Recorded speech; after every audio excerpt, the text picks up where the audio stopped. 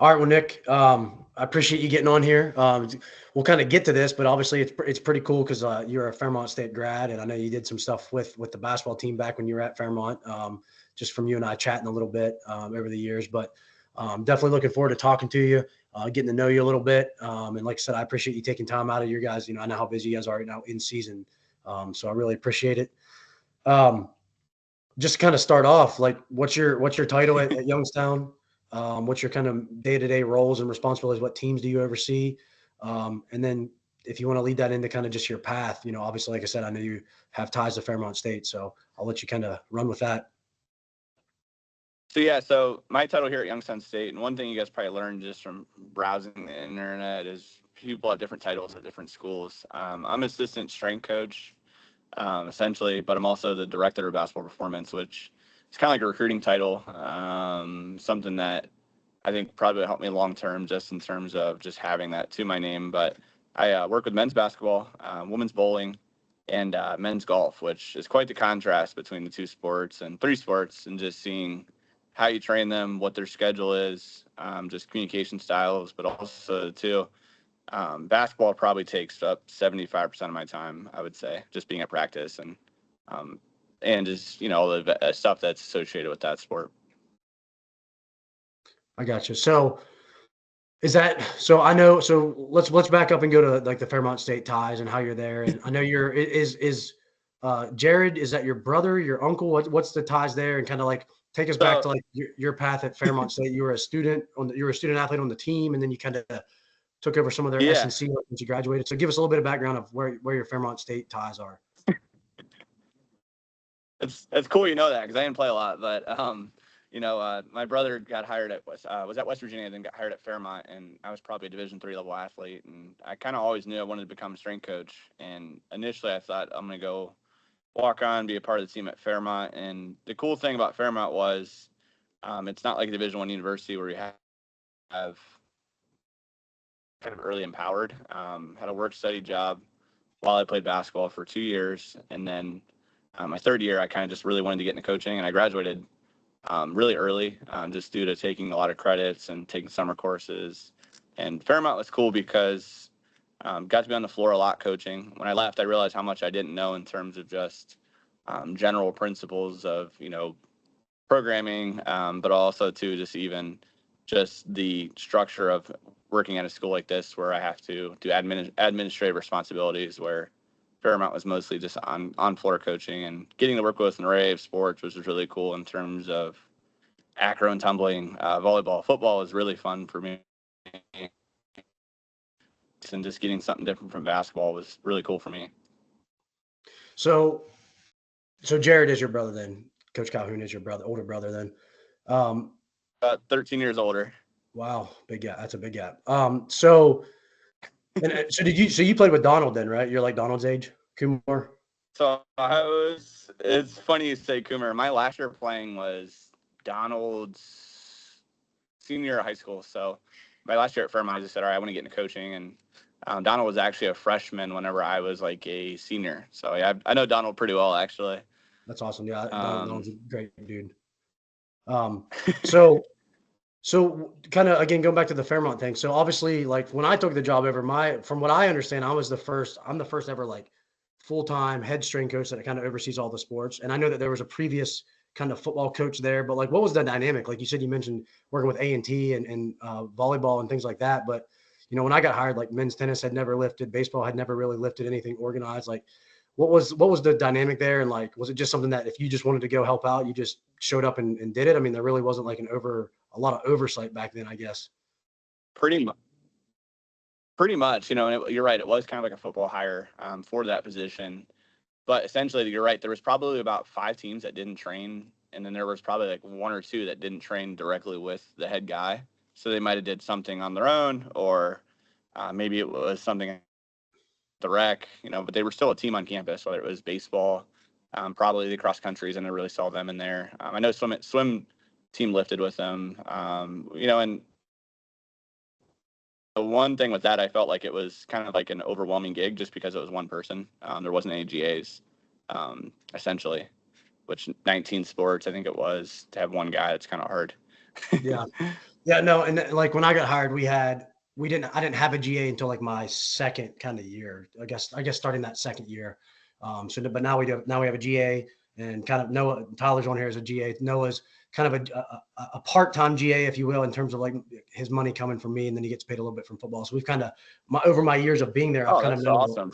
yeah, I've kind of been able to add like a staff. And actually, this spring we'll have our biggest like S&C staff. We'll have myself and then essentially four other part-time assistants, including the GA. So it's definitely something that we're growing. But to kind of like go That's back to, amazing. yeah, it's awesome to kind of go back to the Youngstown State transition. So like, what was something that having kind of being like a student coach, like part-time assistant coach at Fairmont State, like what was that experience like jumping up to the D1 level and having like full responsibilities of a team and multiple teams? What was kind of some of that biggest learning curves that you had to deal with and literally just trial by fire and adapt very quickly, I'm assuming. Honestly, the biggest thing probably is just working with other state department. Yeah, I've been heavily influenced by a lot of coaches, like basketball direct coaches, where whether it's Joe Mazzulla, my brother, other coaches that we had, just being able to sit and work with other coaches, and it's kind of just used to being on my own for a year or two, and then kind of growing from that. And then we also had a lot of turnovers, so I think even to this day, just building relationships with my department where maybe it's educational, maybe it's something that we can work together to do a fundraising project, or maybe we can just discuss programming day to day, things like that. And just even like interns, like we didn't have a ton of interns. So right now we have a lot, which is amazing. Just being able to help them get to where they want to go to. Okay. I will say that I'm getting like a little bit of a delay. I don't know if Tyler if you guys are hearing that too, or if I'm coming off as a delay or not. I'm not sure if it's my internet again or if it's still something with yours, Nick. No, he's a little bit delayed. I just checked mine again. Bit. Just Ohio, I guess. I don't know.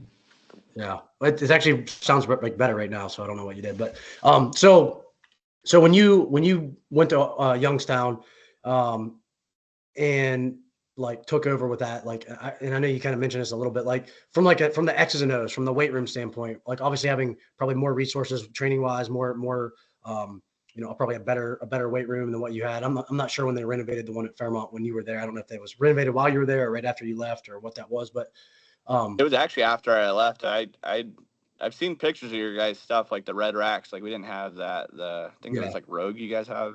Yeah, it's all even the decked out. dumbbells I think are new.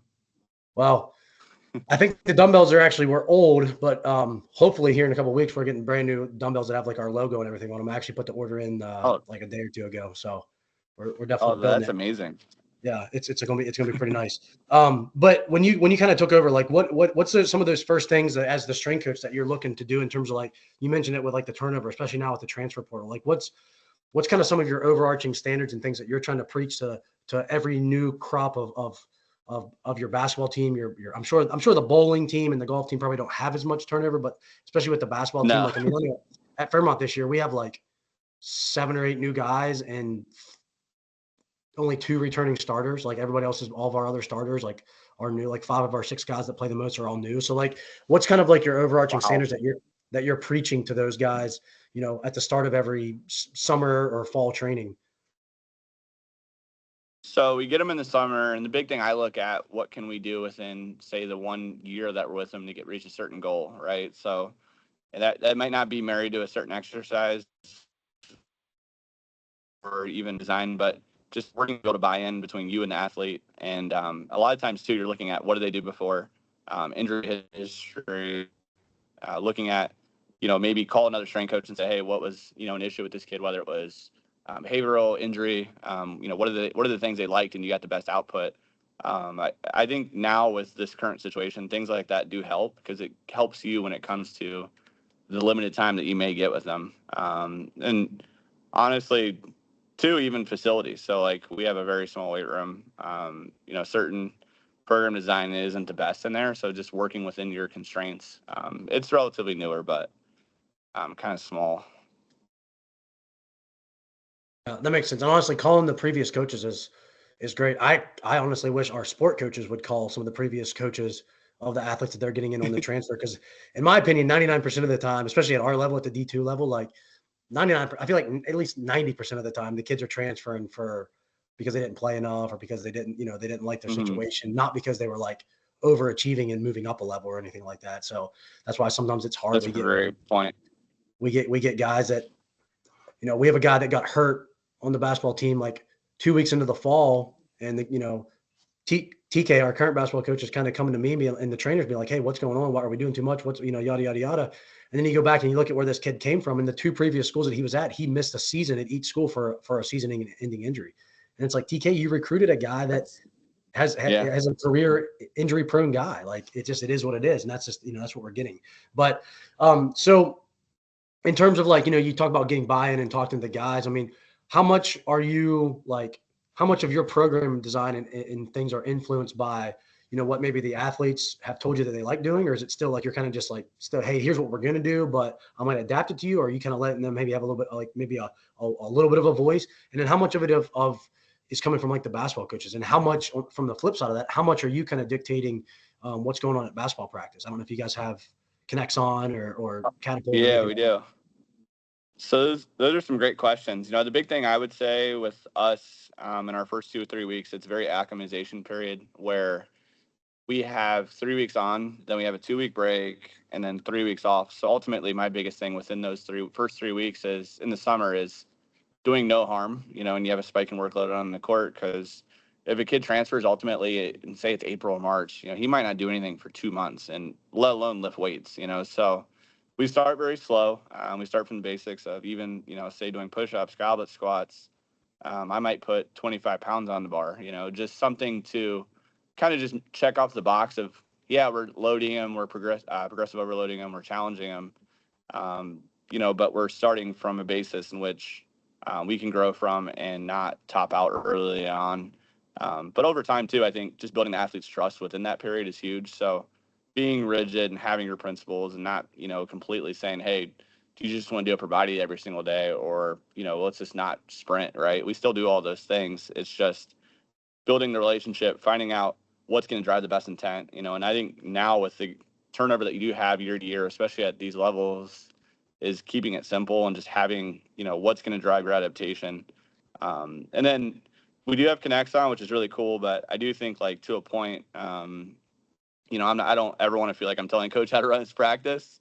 But it's interesting to look at because you can see intent, you can see distance, you can see just overall load, in which it does really help us in terms of practice planning. I honestly like it the most now just for seeing intent on the court and what we're getting out of certain drills, but also too, like our return to play guys, so just having some sort of objective data to drive those decisions. And we're not just saying, hey, let's practice for an hour today, but it's like, what do you do during that hour? Yeah, no, I think that's great. Actually, we actually started using Connects on this year as well, which is kind of crazy. That's sick. That we have it. That we actually have it for men's and women's basketball, and our football team bought 22 units, I think, like that for the GPS tracking. So it's a little overwhelming between That's amazing. trying to keep track of what's going on and communicating with the coaches. And like, we still haven't really had a chance to even sit down and talk to the women's basketball coaches for various reasons. But what's kind of, and I'm sure you guys are a lot more in depth with it, because you mentioned even like the drills. Like, I mean, we still struggle sometimes to just have all of our men's basketball guys put their device on and wear it during practice. So what's some of the biggest things, maybe like when you first, like when you didn't have Connects on to when, and you mentioned this a little bit, especially the return to play. I think that's where a huge benefit is. And, talking to our basketball coaches, just kind of how they structure their week. Cause obviously if you remember back in like, I don't know how it was when you were there, but like in the MEC, we play every Wednesday and Saturday. Like it's a very consistent schedule. So we're not like, we don't have to really travel or fly or anything like that, like you guys at your level do. But like, what's something from when you didn't have Connects on to now that you do have Connects on, you feel like was, especially from the strength and conditioning coach lens, like what's some of the things that are like the biggest, like eye-opening things of like, oh, I realized like, hey, this drill at practice blows our guys up, or hey, like these types of games or like these types of games, and then a travel day, and then a lift day. Like, what's some things that maybe you've changed program design wise, or that's really opened your eyes by having some sort of workload monitoring devices? So ultimately, the cool thing about it is you can find out, like, for example, like our non-contact shooting drills are our highest AAL per minute. Any sort of half-court drill, you might seem intense. It's really not as intense because you're only covering, say, 47 feet. But the one thing I would say, too, is just, like, that technology, you can go down rabbit holes. So like making time for it and then finding out like what can the coach get the most use out of it, where I think every coach is different. Working with a new coach this year, I've kind of learned that in the sense of like, you don't want to just give a bunch of numbers. And I'm probably guilty of that at least 5 times. And just finding out what's going to be the least time consuming, but also most effective. And honestly, the cool thing about that data is just being able to tell the athlete, like, hey, we're not doing this to punish you. I think that's the one thing where athletes might get pushback from it, where they're, like, why am I wearing this? Or what's the purpose behind this? And just having someone to run the laptop every time you have it and be there for practices and stuff. So one of the things, again, that me and Tyler, because Tyler's kind of the one that's taking the lead on this for me in terms of like setting up, and we actually, I don't know what you do, but we actually kind of export all the data from Connexon, and we kind of Tyler built basically our own kind of like player cards and stuff like that. So what metrics are you guys looking at, and like what's your reasoning behind them? Which ones did you previously look at with Coach Calhoun, and then which ones are you looking at now with the current coach? So Coach Calhoun's actually very analytical. That's one cool thing about him, I would say. He looks at the numbers a lot. Like, he invests into it, even not just connects on like other things, but load mostly. That's probably the most simple one. AAL per minutes, one we look at a lot too. And the one thing you probably learn with that is it's different across positions. So I would hate to say, oh, our 7'4" guys AAL per minute significantly lower than our point guards. But he's also 7'4", so he's not moving as much. So we try to break down by position, in the sense AL per minute load. I want to look more into exertions here shortly, just because they're coming out with a lot of data in the sense of like positions and like what is a good exertion rate for each guy. And my buddy Eastern Michigan actually found a correlation between exertions and offensive rebounding, which I thought was crazy. Which I do think that's pretty time consuming, but I 100% agree with doing your own kind of like report, because it's an easy way to share it with coaches. It's an easy way to look at it for yourself. And I think I've made at least like a couple hundred Excels with Connexon data on it. Yeah, no, actually, and that's something that I definitely is like the next level of, not only from like the workload management side of it, but even just like the kind of the effort side of like, because obviously, like, first of all, the fact that you have a guy that's 7'4" is insane. But second of all, like we have guys that are supposed to be like our rebounding guys, and then it'd be interesting to look at them and see, like, are they actually exerting themselves as much as what they're supposed to be? Because we do look at exertions, but we kind of have kept it more towards like the AAL and AL per minute is kind of, and then total distance. Obviously, I think total distance doesn't really tell you the whole story, but it is a factor of how much you're moving around. Especially at your guys' level, where teams score about 90 every game and run up and down. I know you guys press a lot too, from what I remember.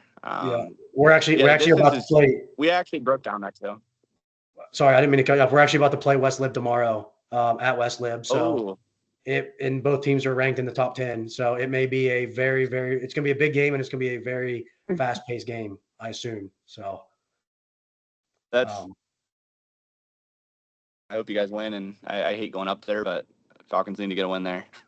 Yeah, I've never been there for a game. I've been saying I need to go. It's like every time we play there, though, it's like I always have something else going on, but I'll be watching it from either my phone or the house, wherever I'm at tomorrow. But so going back to kind of to the weight room in terms of like load management, things like that, like how are you structuring like your weeks? Like what are you looking at? Like, obviously now that you're in the kind of the in-season mode, how many days a week are you guys training? Are you doing like all total body lifts? Are you splitting like upper lower? Are you doing any like microdosing sessions like on game days or anything like that? Like, what's kind of just you don't have to necessarily give us percentages or even exercises for that matter, but like what's kind of like a normal, if you guys play 2 games a week, what's a normal training schedule look like?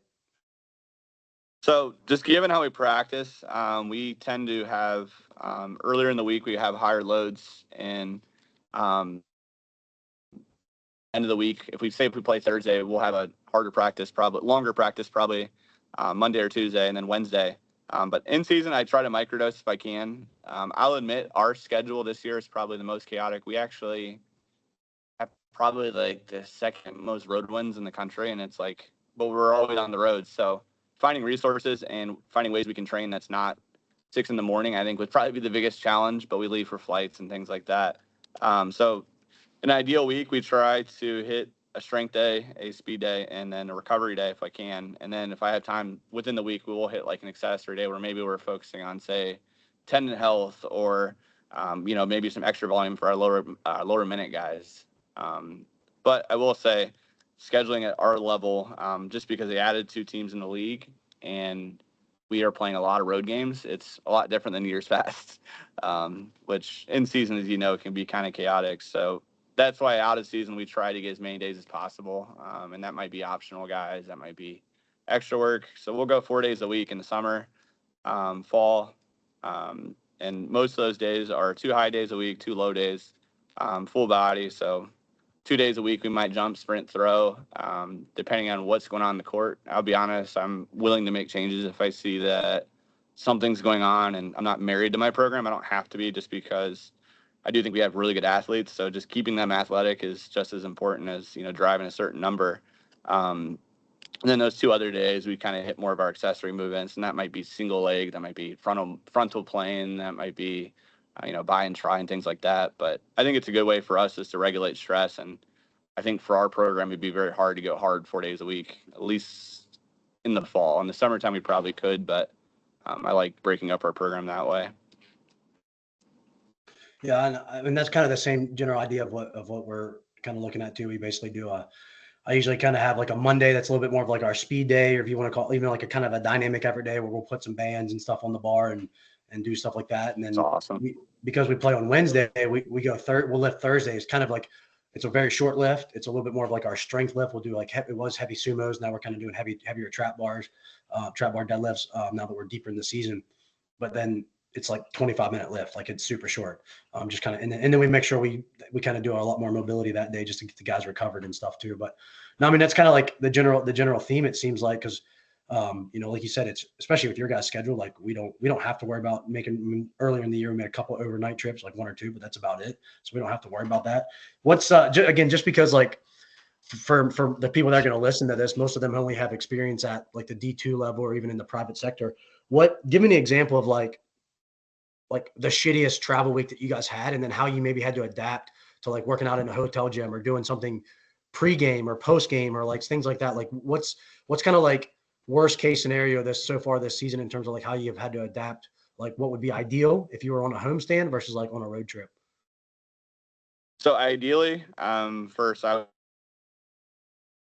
say Thursday, Sunday, just because we'd have 3 days prior to competition. We might be able to hit a strength day, some accessory movements, and then like a stim day or speed day right before the game, the day before, and then play Thursday, and then have Friday completely off, Saturday come in to maybe do a mobility, and then play that Sunday.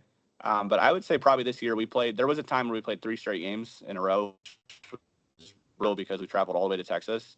And honest, a lot of us are sick, so we were trying to do some hotel. Another trip was we played 2 games in 3 days, but we had to drive to Chicago, then drive to Columbus, all within a 4-day span. So that was probably pretty chaotic too. So just trying to find windows of where we can get something done, whether that's in a hotel. And a lot of times that will be like maybe the night when we get there, or maybe even like after shoot around on those game days, which I will admit it's kind of hard to, but for the most part, we've been able to have probably more than ever do it, which is a sign of a good group, I think.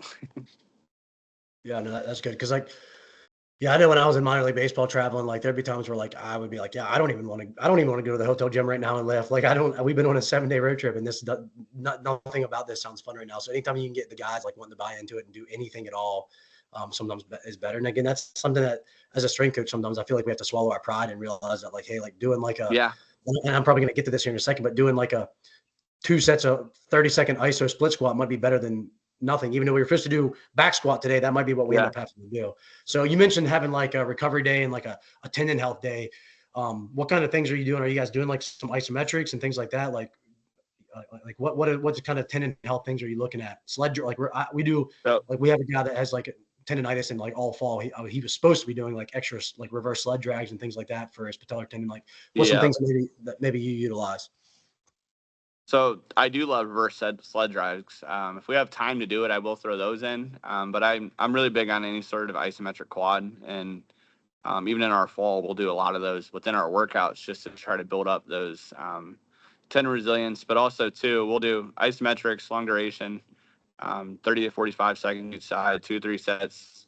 And that could be an iso lunge, that could be a leg extension, that could be a single leg wall sit, even a wall sit in general. We'll do that depending on how a guy's feeling. And then a lot of hip mobility, just because the guys we get tend to have just tightness around that area, and also too just anterior pelvic tilt. But I even do like dead hangs. I'm a big dead hang guy for shoulder mobility and just thoracic.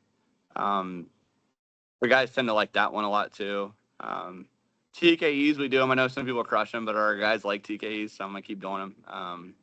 Just some sort of I'm even like as basic to do band and foam roll stretch, because the guys like it. They can kind of decompress, and if it's a recovery day, kind of just let them relax a little bit. They'll do that. Kind of give some autonomy within that too, and say, hey, what do you need to roll out today? Hit 5-6 minutes of it, and we'll go to the next thing. I do a lot of iso calf too. I like doing stuff for lower limb just because in basketball now it seems like it's become more of a problem over time. Yeah, no, actually, when I was I used to really never do a lot of ISO stuff, and then when I was down at P3 down in Atlanta, when they were doing like training the Oh, that's awesome. NBA guys, they did a ton of ISOs, and they were doing like the ISO lunges, like calf raise, ISO holds, and a lot of those ISO split squats and things like that with the guys. So it's definitely something that I probably haven't implemented enough with basketball, but we've done some stuff with football, and we'll probably do a little bit more with football too. And it actually kind of got me thinking too, because I'm sure Jake Tura. Yeah, good friend of mine. Yeah, I know he was at Youngstown State there for a good while as a strength coach. So, and he's kind of put a lot of content out there of like patellar rehab and how the isos work and Achilles rehab and all that kind of stuff. I know he's got a big following and things like that. So, yeah, he would do like 3-minute lunges like every day, like multiple times a day, and just train and coach. And I'm like, you're amazing. I don't know how you do that, but learned a lot from him in that sense. And even it's still challenging for the athlete. Like nothing's easy about holding 3 minutes each side. Especially if you choose to add weight or not, which some guys we will. I just honestly want it to be really good, look really good. So I'm okay with a body weight lunge for 30 to 45 seconds if it helps.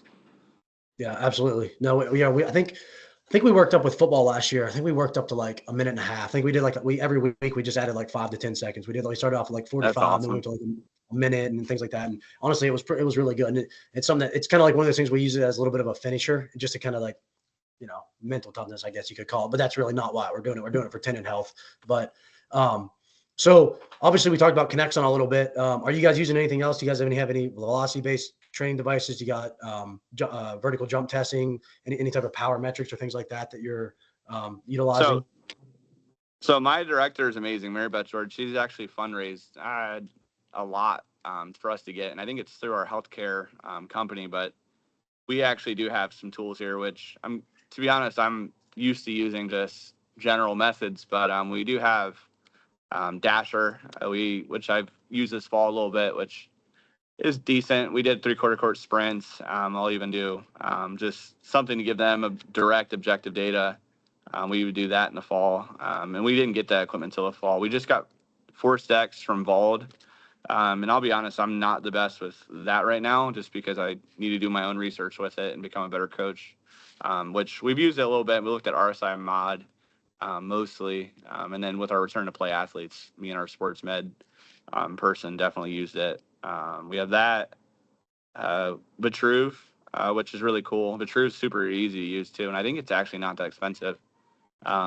We use that in season a little bit, look at like speed, strength, just also too, just to see where their numbers are with these guys that we have now. And I learned in the past 2 years of having it, if you give them direct objective data, it kind of tends to draw intent, and I think that's a lot easier than me telling them to move it fast or, yelling at them to do something a certain way. Yeah, those are our biggest 3 technology things. Awesome. We have Team Builder too. Yeah. Okay. That makes sense. So we use Trainer Relic, which obviously again makes, as a strength coach, like I don't love that our athletes are on their phones and have the ability to be on the apps not to be on, but I mean, it makes our life so much easier. We don't have to, I don't have to have 410 workout cards for all of our athletes. Like it's so much easier. We actually have dasher timing gates as well. So when you guys do the 3/4 courts, are you measuring the whole like 3/4 sprint? Or are you getting us just a certain segment and doing like a fly, or what are you guys doing for that?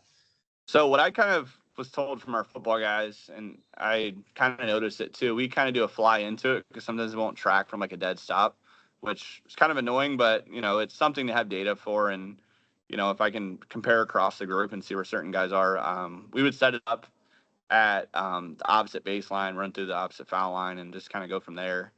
Kind of how they told us to do it on the app, and I'm not the best at using that one either, but definitely think it's cool to have, at least just in terms, especially for football. I imagine gives you a lot of value. Yeah. So we actually, where like in the Feaster Center you have like the banners, like all the championship Yeah, banners. So on that, so not the concession stand side, but the other side, we actually within my first year, we got a strip of turf, like a 50-yard strip of turf put in. that's So a great space for that. That's awesome. yeah, so we do all of our speed training there. So even like with our basketball guys, and like I mean, we this year with football, we actually sprinted our guys in season. We had guys hitting PRs going into the last week of the season. But we Wow. do with basketball just because the court's always so busy, and it just makes life easier to go up there. We actually had basketball do 10-yard dashes, and when I do the dash, just because like of using dasher, we basically do like a fly. We start a yard back from the start Yep, gate, and we just do like it's really an 11-yard sprint, but we're measuring the back 10 yards. And then we actually backed them up and had them do some 30-yard flies. And some of the guys, I don't think ran as really as hard as what they could. I don't think they realized how that's all fast right. they actually could be. But I mean, we had some guys running like 19, 20 miles an hour, like as fast as our football That's players. really good. So I think there's a lot to be said there. And again, part of that is we got so many new guys. It was like the guys that had sprinted with us last year knew what to expect. Like they were bought into it. But the guys that were new were like, yeah, I've never really had to sprint max effort without a basketball in my hand before. I don't even know how to do it, and I don't want to do it. So it's definitely like a learning curve in terms of just getting the athletes to buy into it. But The connect is cool because you might see a carryover with that where you might do time sprints and this kid's only hitting 16 miles per hour. Then you look at practice and some kid hit 18.9 and you're like, how does this happen? But I guess when you say adrenaline kicks in, or maybe they have to get from point A to point B with the ball, they're so much faster. But the connect I did use this offseason too for just to see where we would hit on those time sprints. I don't know how accurate it is, but since we have the technology, I figured let's use it. yeah, now is your guys connects on the one, like is it just the inertia thing, or do you actually have like the indoor like GPS tracking? The IMU indoor, so like we have the anchor that comes with it, so I can do live data during practice and track it. Okay, yeah, ours. Um, I think we have like the step below where we don't have that. We can't do live stuff in practice. So, I think for ours, I would I would think that your data would be probably more accurate because since it's getting it real time versus ours is like the inertia and it's just trying to measure like how fast you got from point A to point B like instantaneously. I don't think that's as accurate. But it is funny you say that because one of the things when we first got the connects on, like within the first week of looking at it, I remember us seeing one of our guys that typically wasn't one of the fastest, hitting a faster speed. And I honestly, the same thing happened for one of our women's athletes. She was literally one of the slowest girls on the team, but in practice, she hit like faster than what, like a mile per hour faster than what she ever ran for us on the timing gate. So whether it's accurate or not, it just shows you that like there is an intent difference between chasing after a ball or running with a ball than there is just yeah, running against your own shadow. So it's definitely the something interesting. cool thing about that data. So we honestly, with even our conditioning this year, I based it off of what numbers we hit in practice our first week from the previous year, and obviously new coach, different scenario. But honestly, with basketball, we play so much that I don't think running is necessarily the biggest concern. Roughly before your first practice, you get roughly 152 hours. Just counting the spring, the summer, and fall on court, which for a 40-minute to play a 40-minute game, it's not that it shouldn't be that like hard to figure out. I thought for myself, so we honestly tried to break our conditioning this fall into mileage, which I think helped in terms of training energy systems, but also too just having something that wasn't winging it, not doing too much, not doing too little. I think it helped with keeping guys healthy too, in the sense of not running too much, which, as you know, I'm sure your guys are the same way. They do so much extra work on the court. I don't know if that's necessarily the issue, with running. Yeah, and that's actually a good point. I should have asked you this, I guess, when we were talking about like, using the connects on and all that. But so going back to kind of the fall, because obviously we can't start until the fall. I mean, we could have athletes here voluntarily in the summer, but nothing mandatory. So what we've done in the past was, they would lift 3 days a week with me. 2 of those days we would do like some conditioning, like it'd be like 15 minutes worth of conditioning. One day might be a little bit longer distance. Like we'd actually we went out to the football field and would run like 400s and like 2 or 3 400s. And then they would come in and practice immediately afterwards. And then the other day would be like short sprints, like 300s, 150s, like down, just like, half Miami Heats or whatever you want to call it.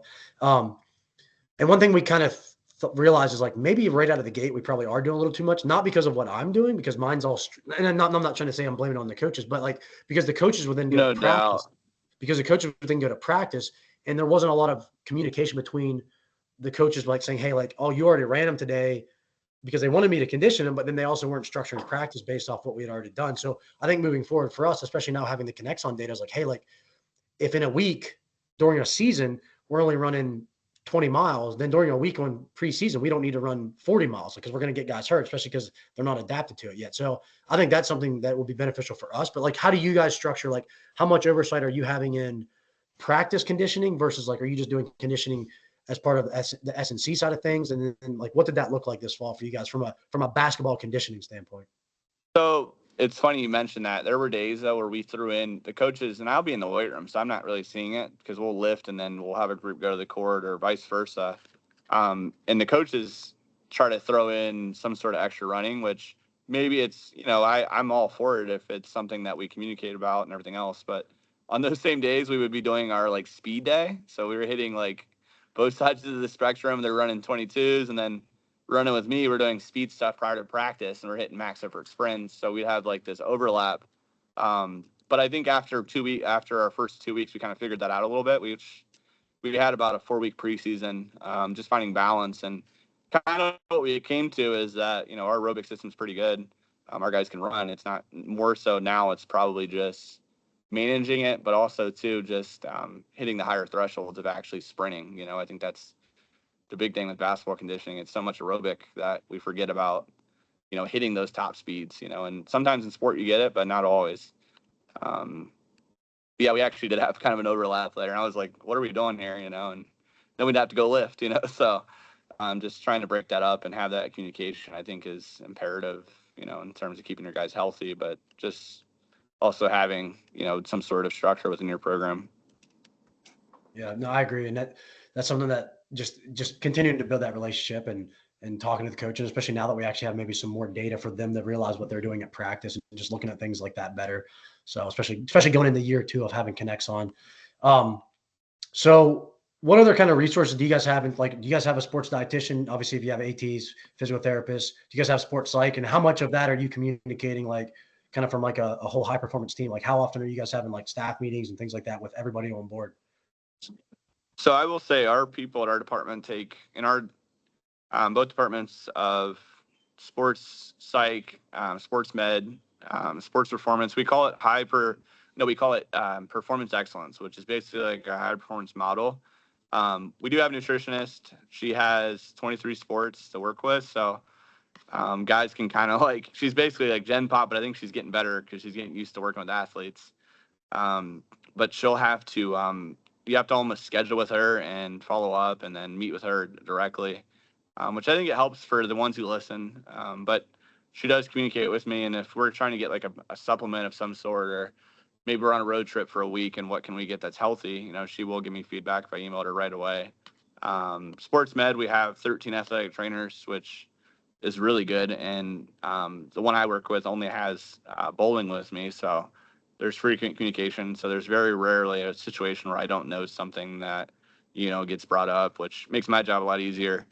And in my department too, we have 5 full-time, and then we have a hard time filling all of our GA spots. So we have 5 GAs also. So it's quite a staff, and my director kind of like lets me be my best self and pretty easy to work with.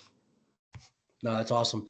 Yeah, I do remember you and I chatting at one point in time. You messaged me about looking for a GA, and honestly, at the time, I didn't have anybody because I was literally still trying to figure out my whole bearings at Fairmont State and students and things like that. And that's one thing that I always kind of just feel, I don't know, a little bit frustrated, especially looking back even at my own career of like, I don't think some of these undergraduate programs, exercise science programs, athletic coaching programs, whatever, I don't think they do a good enough job of letting young students realize how important like going and getting internship experience while you're still an undergrad is, and looking for GA positions. Like unless you're coming from like a D1 school, I don't think most places really realize that.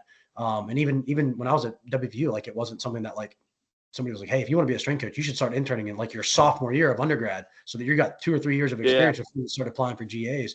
I definitely feel like it'd be, I need to ask just because it's kind of intriguing, but what do you do for golf, or not for golf?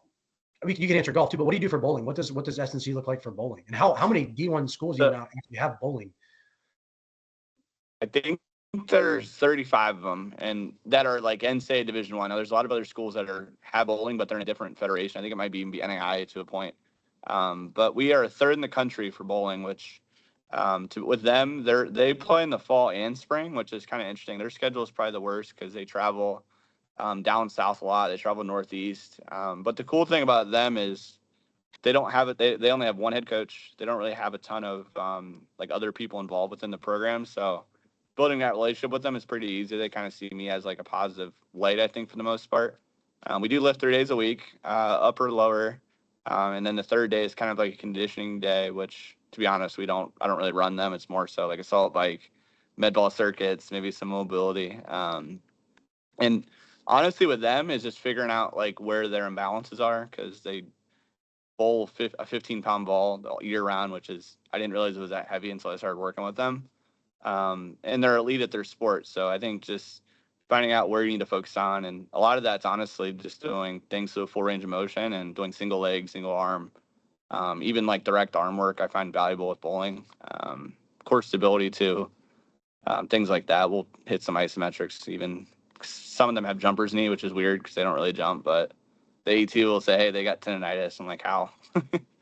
But yeah, I mean, I guess I'm thinking about it a little bit more. Like I know, like I probably haven't bowled for like, I think the last time I maybe bowled was in spring training with the Rockies. We did like a coaches like outing and we all bowled. And like, I remember waking up the next day and like my bicep on my arm was sore. Like, cause you just never use it. So it's something I could definitely see where there would be overuse injuries, but it's just something you think they would be used to it because they do it all the time. But yeah, no, that's actually pretty cool. And it kind of sounds honestly like working with like a golf team or like even like a baseball team, maybe a young, less weight room experienced baseball team, because there is a little bit of a rotational component. There is a kind of using one side dominant of the body more than the other. So it's maybe like, kind of the same deal of like a pitcher, where you got one lead leg that's taking a lot more stress and one arm that's taking a lot more stress. So that's kind of an interesting thing. And then what, I mean, obviously, again, we can kind of touch on golf too. Like, what does golf look like? What's their normal training schedule? Golf's amazing too. I will say I have here because they do pretty well both in their sport, but also too just working with them. Relatively low maintenance, which at times with basketball, it can be kind of overwhelming. I don't really get that from either one of those sports. Golf, I do have a TPI cert, which is the basically a golf cert for strength conditioning, which I use some of that, but I will say with men's golf, they don't need a ton of corrective. It's more so just getting stronger, and a lot of them like to put on mass, so we'll hit some hypertrophy work, try to really limit the learning curve with them, just because I don't see them a ton. I see them 2 days a week, but they don't travel, and there's weeks where maybe coach wants it to be optional because of Kara hours or wherever else. So with them, just honestly keeping it simple, trying to drive an adaptation through a couple exercises. We'll do med ball throws.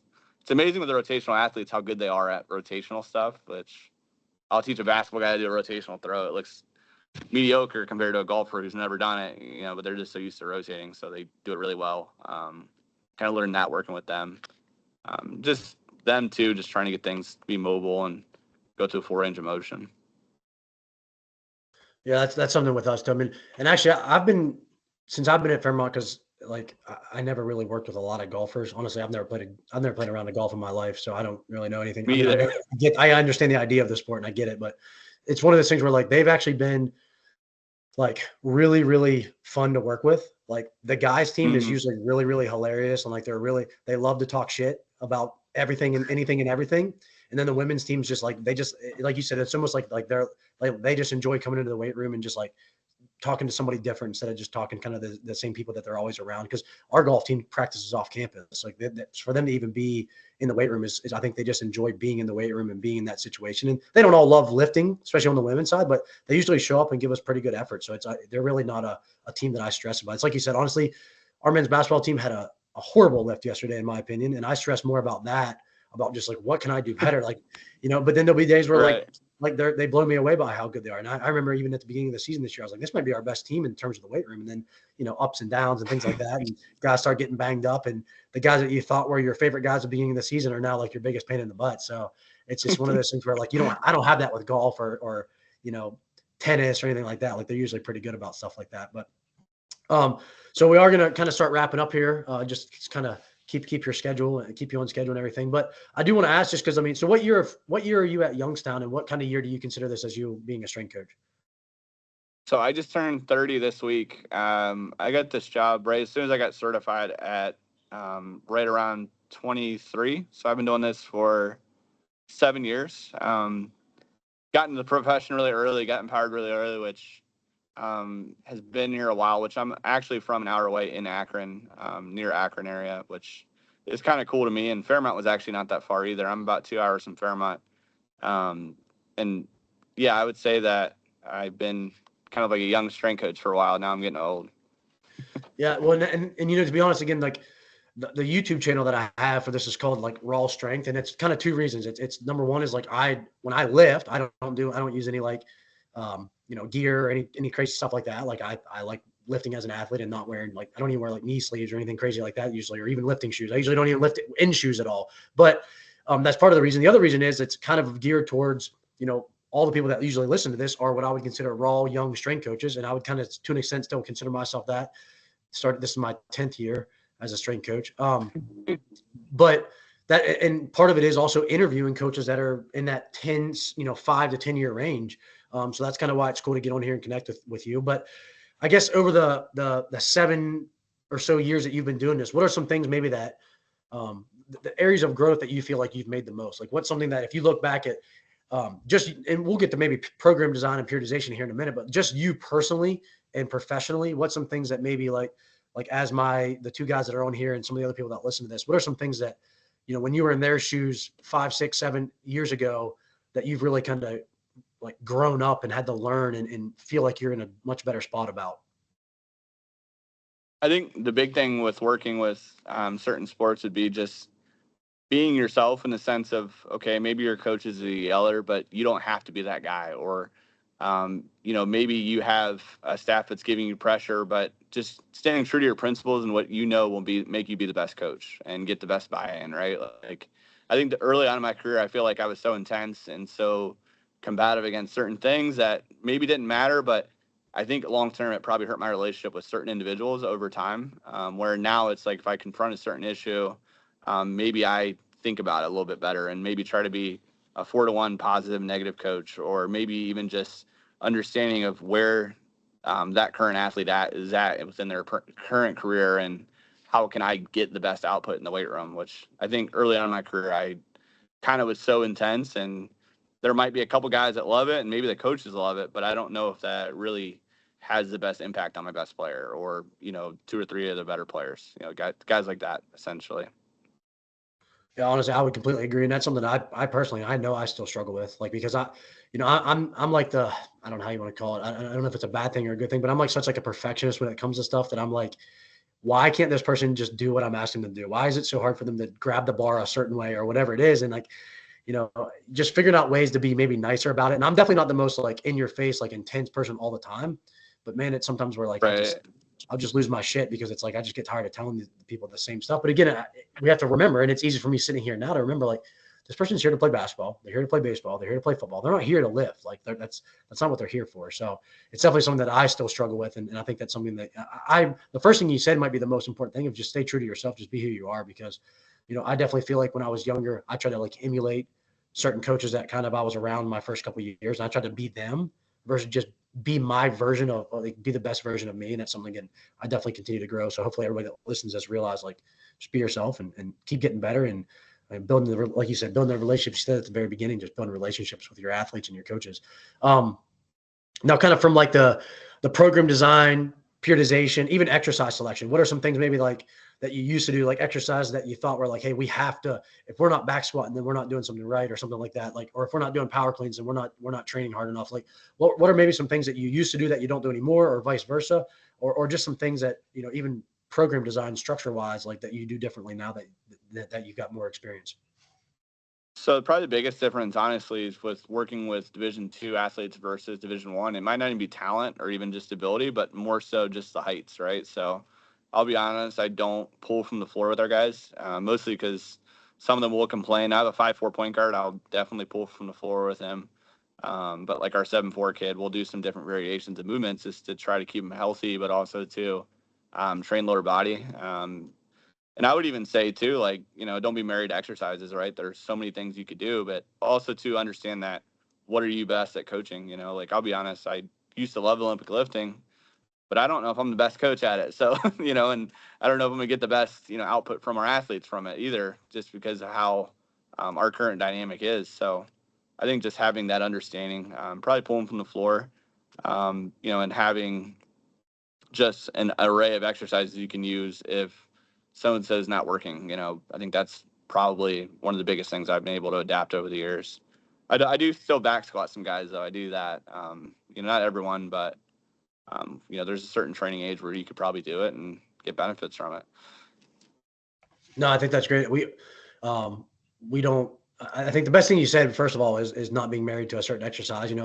I don't know where I heard this from originally, but I mean, I've been kind of saying this for years, repeating it for years. Of like, don't be married to exercise, be married to the outcomes or the adaptations that you're changing. Like, Yeah. there's multiple ways to build like lower body power. It doesn't have to be from cleans and jerks and things like that. And I think that's great. I think it's awesome to have the self awareness of like, hey, like, the exercise might be great, but I'm just not great at coaching it. Because again, there's stuff that I just don't coach because I'm not, I love coaching speed development. I do like coaching Olympic lifts, but there's some things that I'm not as good at. So I just don't do those things. I don't have our athletes to do those things.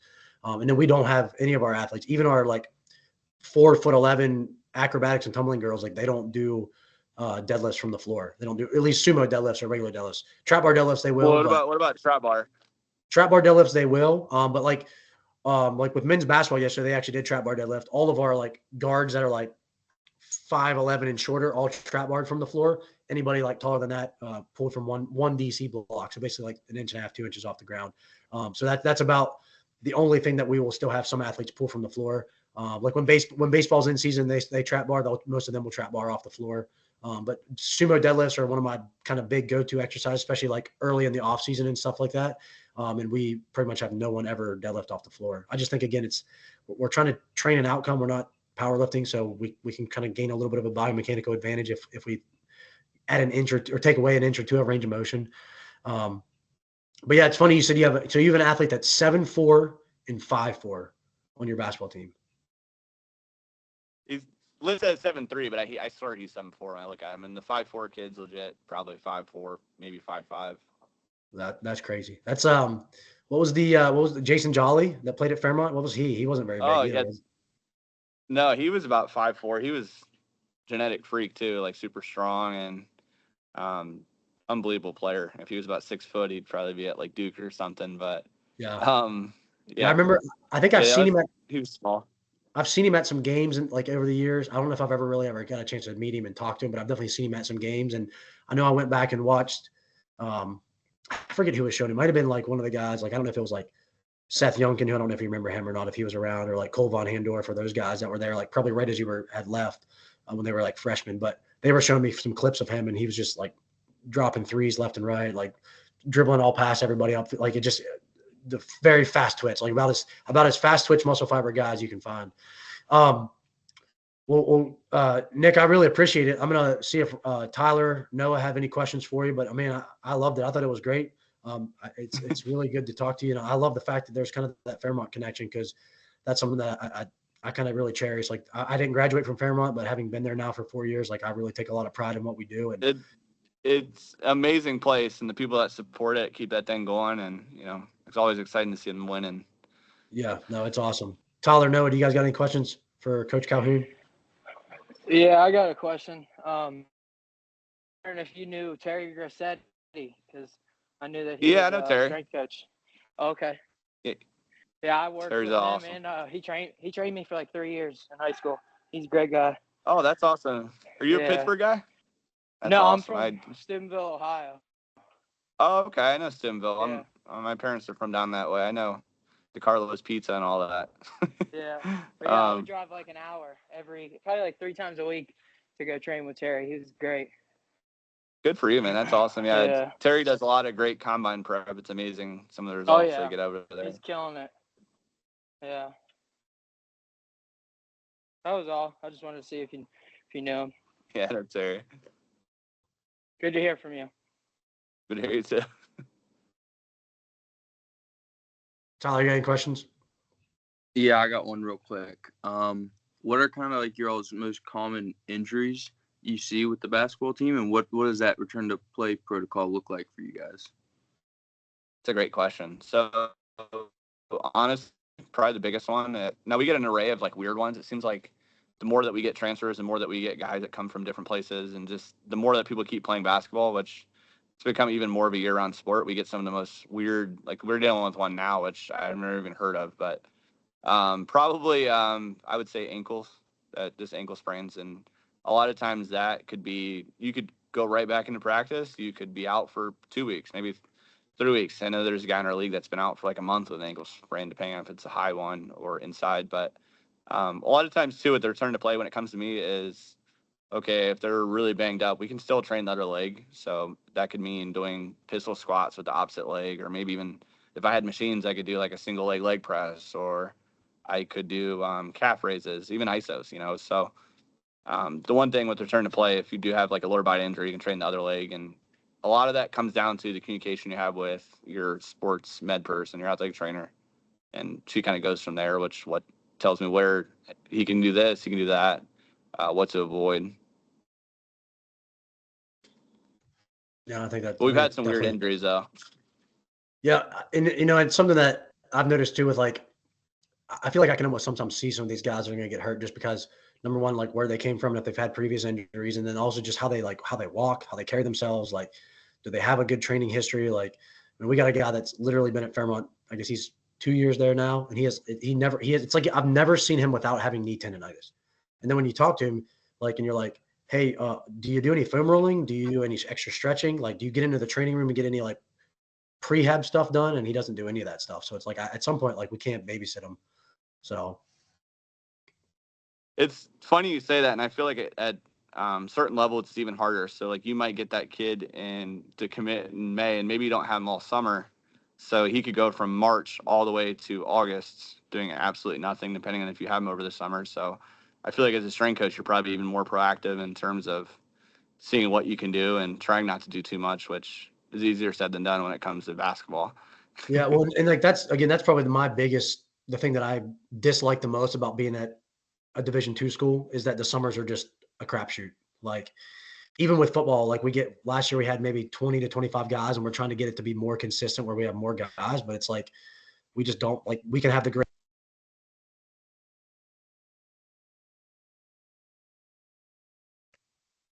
You just muted yourself, Adam. Sorry, that's my fault. Yeah, that was gonna say I hate the fact that being at the D2 level, like the summers are just voluntary. It's just a crapshoot. Like we have no idea what they're doing. Yeah. I can track it on Train Heroic, but at the end of the day, like I can't. I mean, I can't babysit them. I can't tell them that they have to do this or make anything mandatory. And then when they come back, even if I tell the coaches like, "Hey, this guy didn't do anything all summer," well, if he's the best player on the team, he's still going to play. He might get hurt, but he's going to play. But it's he didn't do anything over the summer to get himself better. So it's definitely frustrating. But again, we can control and go from there and get better and adapt. But yeah, Nick, like I said, man, I really appreciate it. We'll definitely have to maybe catch up. And if you're ever back this way, definitely Love let us to know. come down. Yeah, definitely let us know and stop in and see us. And again, definitely look at the weight room. The weight room is going to be probably look completely different from when you were there, especially once we get these dumbbells and stuff. It's going to be really, really high level and look really good. But I appreciate That's it. amazing, And you guys. It's awesome. I appreciate it. I'll get this recording added up to YouTube, and I'll send it over to you in case you want to send it to any of the people that that are in your network. And if you got anybody that you think would be a good person for me to get on here, even somebody, just another coach at Youngstown, just feel free to like give me their contact or give them mine. And I'm just trying to kind of grow my network and help all these young coaches that I get to work with. And kind of build their knowledge base and everything. So, like I said, really appreciate it. Good luck to you guys. What's your guys' record right now? I know I looked and you guys are doing pretty decent. We're 11-6, and we're 6-1 in conference. So Nice. hopefully keep it going. Yeah. Well, good luck to you guys. Hopefully you guys play in the March. And we'll definitely be in touch. I appreciate it. Sounds good. Have a good one. Good.